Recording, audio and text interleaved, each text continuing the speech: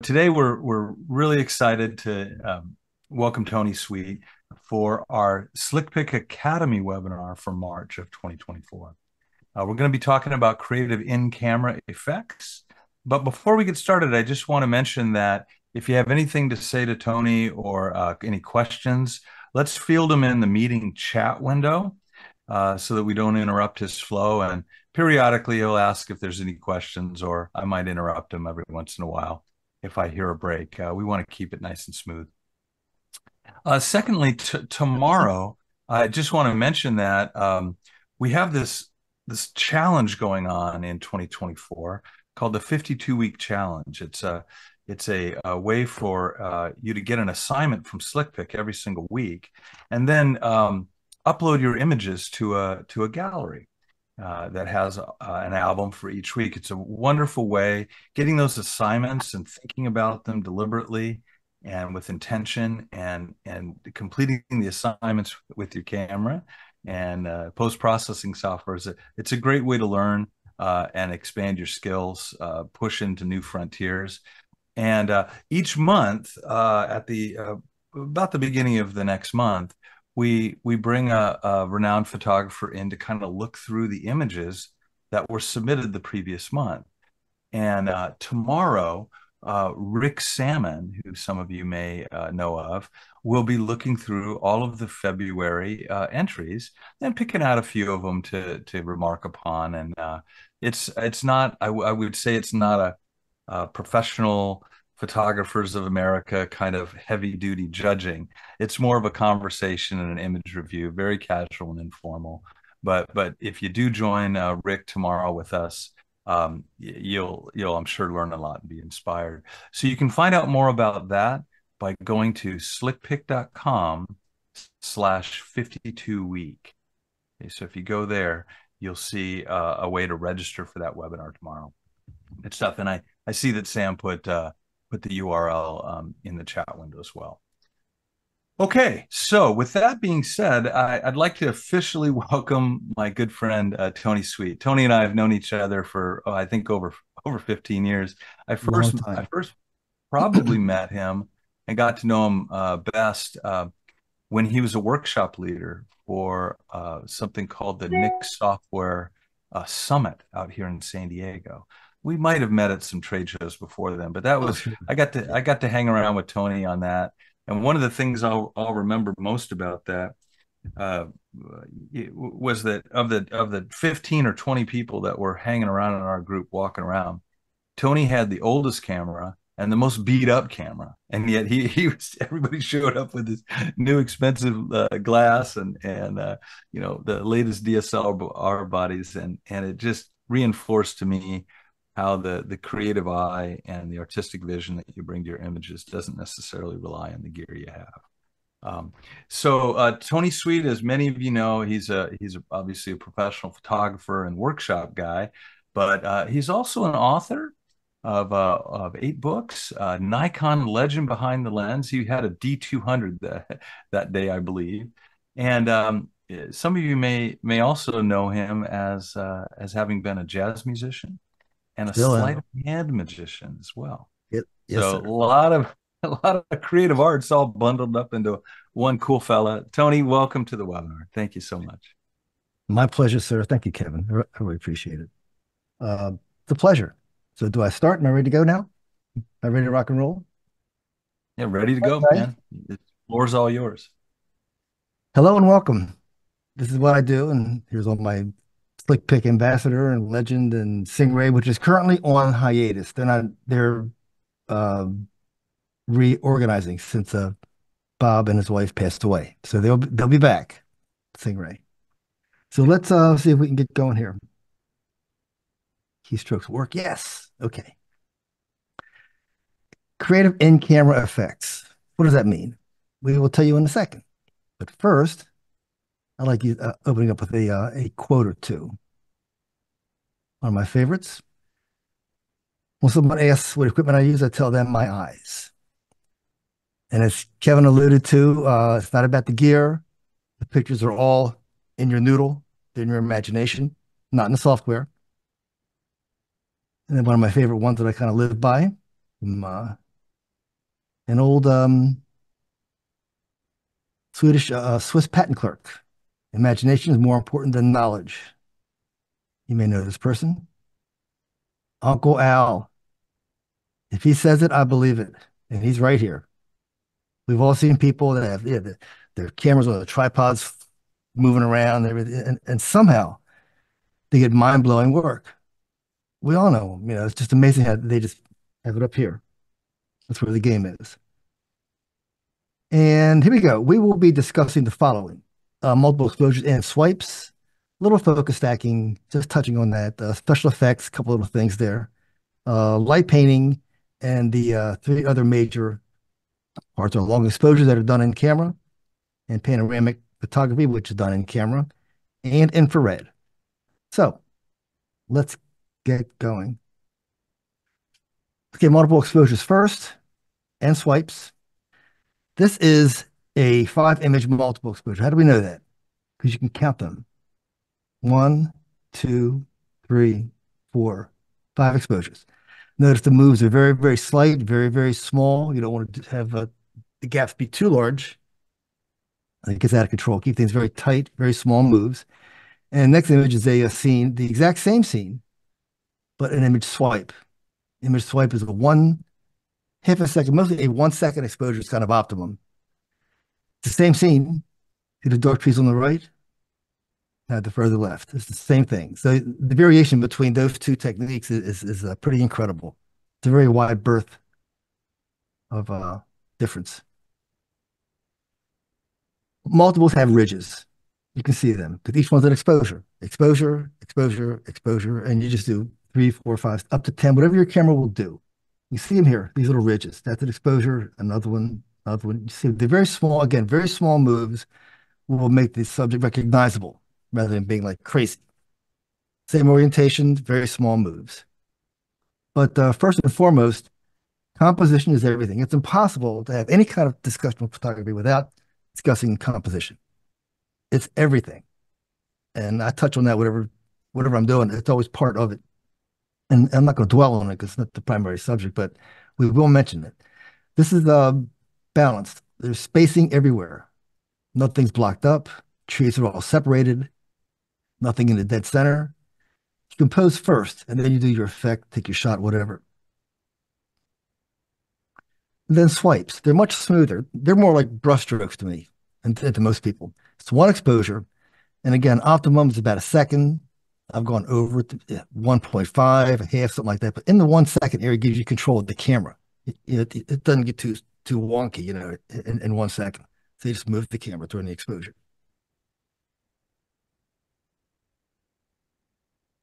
This is exposed on a tripod, which he balanced. What does that mean? That means that and I mean every single tree here has space in between it.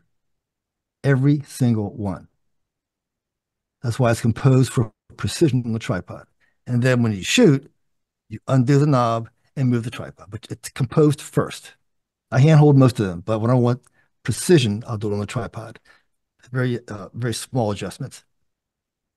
You don't want things blocked up, getting all clumped up. You want things very separated, if you can get them that way. I got to move my people here so I can see. There we go. Tripod mounted. This is 2 seconds. So it's a little bit longer. So I want the stability of the support of the tripod. It's not ratcheted down. It just supports the camera. You can move it and not have to hold it up, And again, I want to follow these lines very closely. So having the tripod support the camera is important to me. Makes it easier. And sometimes you need longer exposures, like 2 to 3 seconds. You need that time in order to complete what your imagined maneuver is. Here's a series of S curves. So click 1001, 1002, 1003. So you need time to complete your movement. Again, that's trial and error. And you just increase the time as you need it, if you need it. But a lot of these things are not just one-ofs. It's a process. Slower, faster movement changes. Then you settle on a groove, and then you're there. But it does take time, unless you're lucky. You're lucky sometimes. But it takes time more often than not to get that groove, to find the right exposure, the right movement, that kind of thing. Different pattern. This is like an Adidas swipe. It's not horizontal. It's not vertical. Let me move these things here. There we go. It looks like this, if you can see it, like an Adidas swipe almost. So it's like click and that. Carries over to here. Starts here and it's right on the edge. So it's a very different feel than doing just a straight horizontal or a straight vertical shot. It's somewhere in between. But again, the movements that you use are, they could be anything, anything. Just trial and error. If it's too much, back down. If it's not enough, add something to it. It's just, it's a recipe and you got to practice. Hey, But Tony, yes, on sir. this particular picture, when you're talking about doing the swoosh movement, are Swoosh you, thing. yeah, when you're looking at it, are you picking a point of one part of the subject and trying to swoosh within that one? It's not a That's a, wide swoosh, it's that's a more very of good question. within the Yes, I subject. got it. I'm sorry. You weren't done, Kevin. I'm sorry. Oh no, that's fine. Yeah, within the subject itself. Yes, you'll see as we go along that I try to contain my movements. Any movement affects the entire image. You can't just do it in one spot. That's the entire image. But I try to contain that here. You see, it's contained inside of this tree. It's just all doesn't go outside. It's right there. It's contained in this tree. It's contained in that tree. So it's contained. It's that's not just randomly. It's placed somewhere, so I can control it. So I know where it's coming from, where it's going to. Does that make sense at all? Okay. Oh, God darn it. Okay. Sometimes it's very subtle. To me, if someone says, "Man, that's a great swipe," if they notice the effect more than the image, it kind of fails, I think, on something like this. These look like they're normal, but they're not. For those who live on Cape Cod, Mary Ellen, this is a little too smooth to be live. Got a little smooth aspect to it. That means that it's a movement, but it's not like a crazy movement. It just smooths everything out. You move in the same orientation of your subject, your scene, and just move along that. And that smooths out these sand ripples here. They look slightly surreal, but not enough to say, "Hey, man, yeah, nice trick photograph." It should add to your image, not make it a point of, "Oh man, look at that." Same thing here. Iceland West Fjords.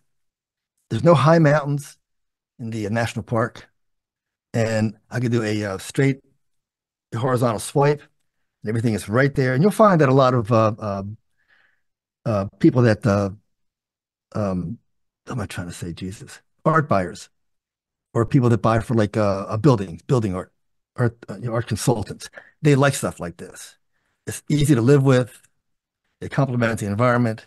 It's not too dramatic. You have to see it every day. It's got to be a little bit muted, and they'll buy stuff like this, it's in a heartbeat. Big 20 by 30, 30 by 40 print because this takes up space, easy to look at. It just fits. And I find this style of photography sells very well among that a group of people. Same thing here. Cape Cod. This is, I think, First Encounter Beach at sunset. Great place for sunset. Anything colorful, I'll do a swipe one. A bunch of cans. I'll do a swipe one just to maximize use of the color. And don't just shoot this. Shoot regular shots first, like at the progression. Take the straight shot first, and then start melding into like doing some movement and that kind of thing. Just relax. Just relax and do it's not a race. I know it's sunset, but it's not really a race. Just take your time. Okay, something I'm sure I didn't invent this. I found it on my own, but I'm sure I'm not the one who originated it. It's a delayed swipe. What this is, if you do just a swipe with something like this, you lose everything. All the detail goes away, just a wash of color. But you'll find that 4 seconds works here a lot for this technique. You it winds up being effectively a double exposure in one shot. So the first 2 seconds, you do nothing. You take the shot. The second two, look at the movement down. It's got this downward swipe to it. So the first 2 seconds is click. Second 2 seconds is I move. Click, 1001, 1002, 1003, 1004. So you're getting a sharp image and a swiped image all in the same shot, basically, without doing a real double exposure. Especially something like this. You will not get the detail in the lobster traps at all with a straight swipe. So we need two here. So again, one shot for the traps. Again, 1001, 1002, 1003, 1004. So I'm getting both. It has the appearance of being like an overlay, where the texture is like overlaid on the lobster traps. Excuse me. And I love this technique when it works. If it doesn't work, don't quit. Keep trying. Okay.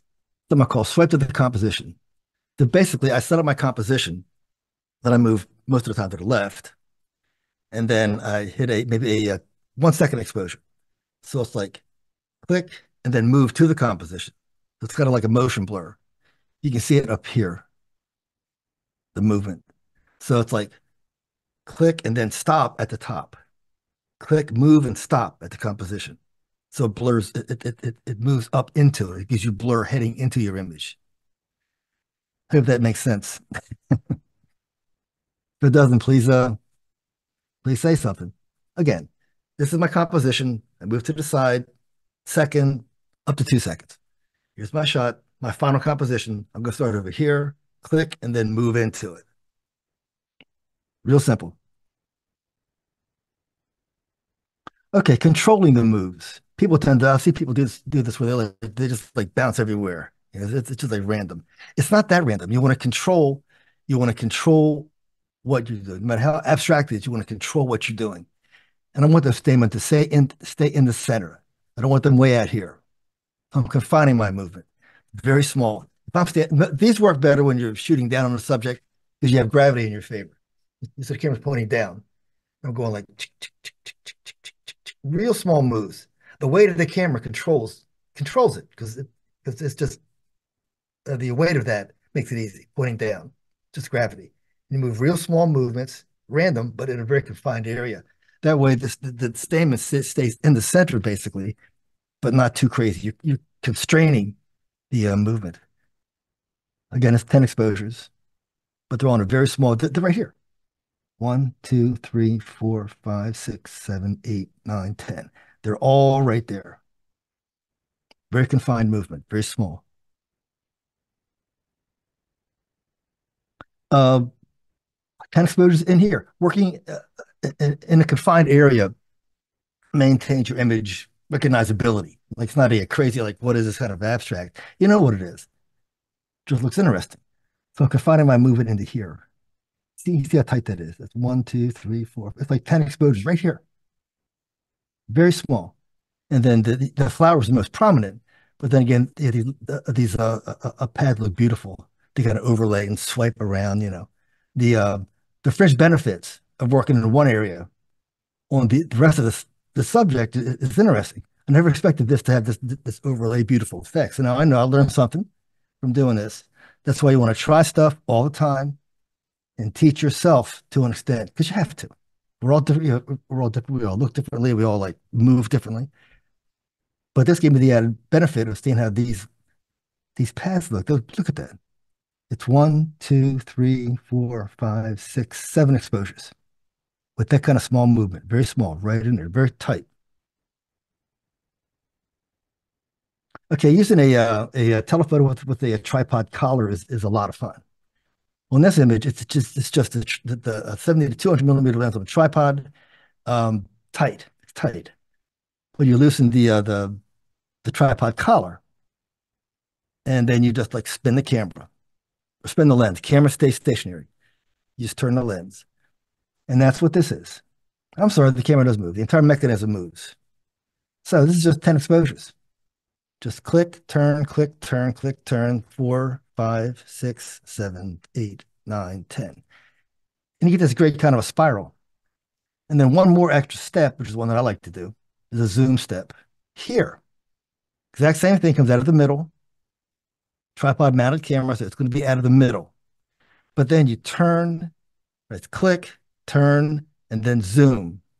Click, turn, and then zoom. And you get this pattern here, which I like a lot, how this spreads and expands going through the picture, you know? So from here, that's just one dimension. But then we move down to here, then you start seeing the zoom effect comes in at that right side there. Another example. Is that counterclockwise? Yes, counterclockwise, and then clockwise. The important thing is the technique. Most of these techniques are, well, all of them are very simple. Finding the right subject is the secret sauce. You got to find the right subject. Yes, sir, Kevin, Hey, sir. hey Tony, we've got a couple of questions coming in, as you might Sure. imagine. This is a fascinating Oh, morning thank you. talk here. So Cindy asked, not all cameras can do the double or multiple exposures. Do you have any Correct. suggestions on how to do that Yes, besides swiping or in post processing? yes. You shoot them all the same way that I did right here. You just shoot and move. You do 10 like that. Put them in a folder and then drop me an email. I'll send you instructions. Okay. Okay. That's how we do it. I send you a little thing, like 5 or 6 steps. It's easy. Oh, excellent. Is that using Photoshop or something? Oh, you do layers Hmm. and you adjust the opacity. Well, I can tell you it's very easy. Say Okay. this is a 10 image shot. Okay. You get all 10 in layers, 10 layers. The background layer is okay. We have 10 layers, and then the opacity is 1 over the layer number. Okay. Excellent. So 1 over 1, background's 100% opacity. Layer number two is 50% opacity.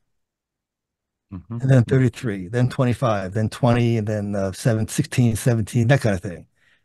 The very last one just pops right in. You got to change the opacity to 1 over the layer number. Excellent. Background layer being 1, and then 2, 3, 4, 5, 9, 10, Yeah. and then 1 over that layer number. Okay. And that'll give you that exact same look. Okay. We'll be following up the webinar with the replay link after things, and I'll, if you don't mind, you can send me the instructions, and I can attach that, or I You can got a give them deal. your email address. So Either way, I'll make and a note. also, Yes, I'm sorry. and I was just going to say, and Stuart asked if you're using an ND filter for some of these long exposures. Um, that's not a long exposure. Does he have another image in mind? Oh, He's, not maybe not this one. I can't tell when he actually dropped the question and what image you were on, oh, but that's for going to come some of up. these you're ND's. doing 4 seconds at a time, right? So Yeah, that will be a very ND or an ND, depending on if it's very early in the morning or late in the afternoon or late early evening where it's dark anyway, and you stop all the way there, you can maybe get a couple seconds out of that. But for anything over the more than you can get naturally, you will need a very ND or some kind of ND, a very or a fixed ND. thank you. But that comes up in a little more detail later on. And same thing. I like getting color on these things. They look just great. Now pay attention to this right here. I tend to like want that in a grid intersection area. You have grids in your screen on your camera, right? And you find her. I like this to be noticed that this is relatively sharper than everything else because the least movement's happening right here. That's where it's centered. Okay. And notice this on the next image, it's the same thing, the same place. Pick a grid intersection and rotate around that. Makes it easy to organize it. Also, the side's also better rather than the middle. So it spreads throughout the frame more effectively. All right. And you also get crazy. This is I shot maybe 100 of these and maybe two of them came out. You just need one. So I succeeded. It's basically pulling the camera to the side while zooming for half a second. So it's like shoot and then zoom as you pull the camera. Shoot and then zoom as you pull it to the side. Or say you're shooting down, just zoom as you pull it up and move. This is your movement to the side. You move to the side and zoom. That's all that is. Low percentage shot, but you just need one, and they look pretty cool when they work. This is a small little rose garden in San Diego. Sort of Nick thing, by the way. Okay, a little different here. Going to a third dimension, basically. Normally they're like, two-dimensional. The movement on this, which I like a lot, this with the right subject, that's a great feel to it. Like these conical type shapes, it's great for that. Rather than moving, if you can see me, yeah.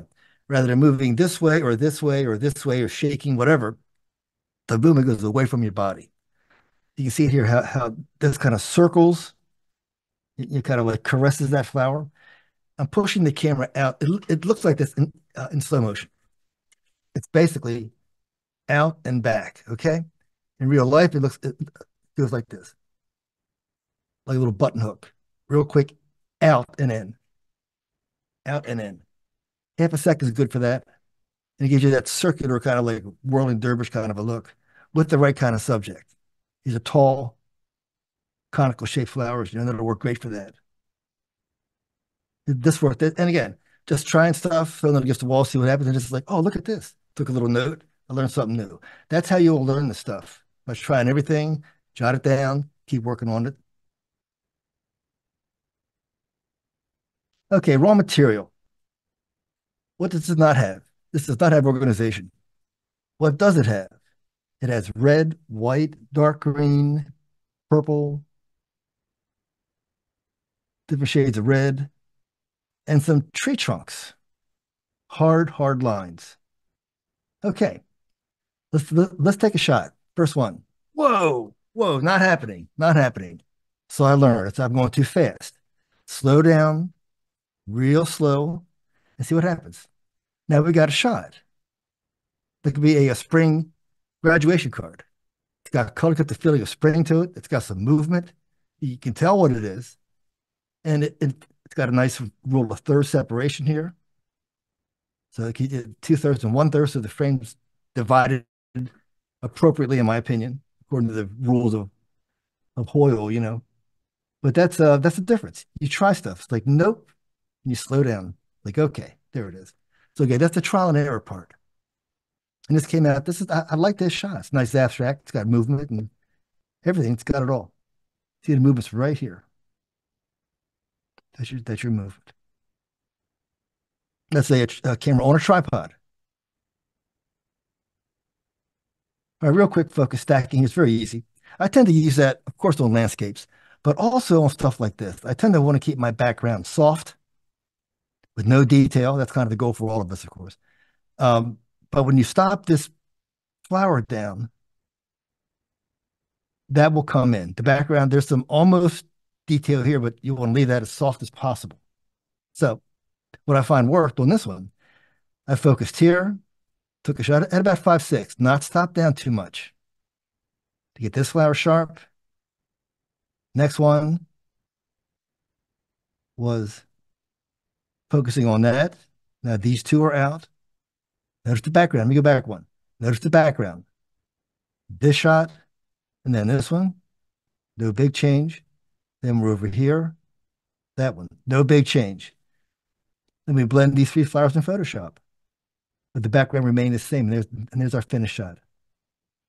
All three of these are razor sharp, and the background is exactly the same. Wasn't brought in too much, kept soft, detailless. So for things like that, with close flowers where I want a good background, I tend to do this.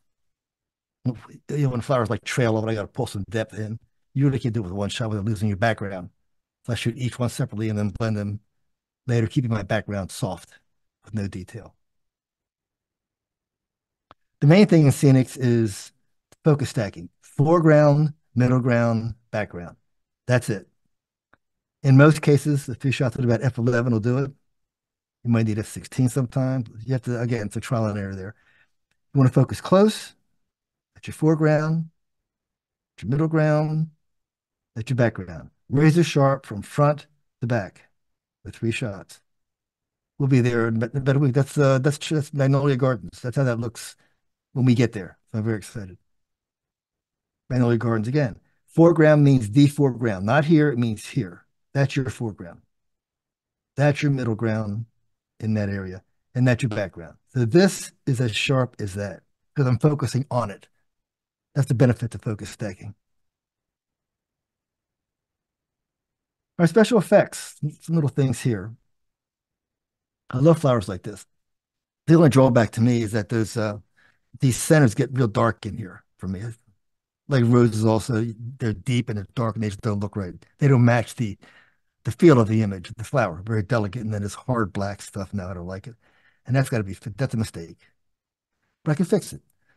Next, I'll do a 10 multiple exposure and moving the camera around, know that I got to fill in this space. I'll move up there and do a shot and then take 10 shots. And then I have this, which is nothing except for the fact that there's no more problem areas. So I make sure that I covered this, make sure I covered that, went from there to there. Then you just blend them at about 50% opacity. Center softened up. We took care of that. So from there, raw material. This is raw material. And then we blend that in the previous one.